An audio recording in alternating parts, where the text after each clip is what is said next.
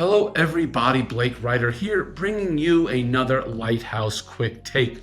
We've been rolling out videos showcasing our new short-term rental impact index, where we compare the impact that short-term rentals are having on the accommodation sector across various cities.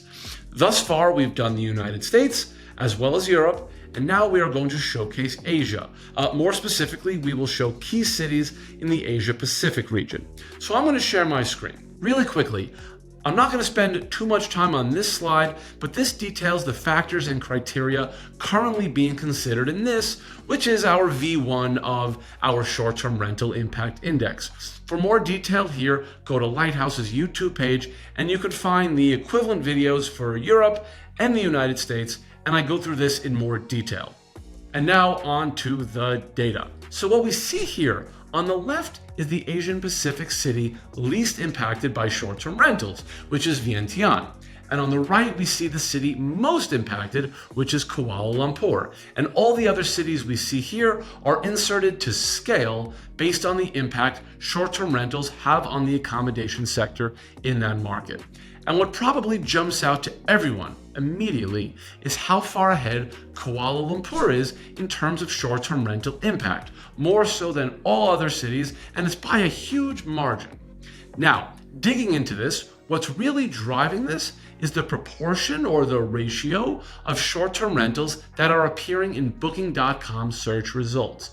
So to be clear what I'm talking about, you go to Booking.com and you search for accommodations in Kuala Lumpur. We are talking about short-term rentals that are appearing in the top 20 search results of that search for, again, accommodations in Kuala Lumpur. And the ratio is so high that it's really the primary driving factor in the impact ratio looking this way. Now, for the sake of scale, I'm going to show you one more graphic where I remove Kuala Lumpur, as it looks to a certain extent like an outlier in terms of impact of short-term rentals on Asian markets. So when we take out Kuala Lumpur, we are left with this, which again spans from Vientiane on the low end to Sendai on the high end, with everything else interspersed between the two. So we say this all the time, but looking at something like this, it really emphasizes and shows the importance of data. And it's not just data in general, it's the right pieces of data. Because the general adage these days is to always be considering short-term rentals, and that is true, absolutely. But the impact is not the same across markets. It varies quite a bit. So understanding the impact to your market specifically will allow you to compete more effectively.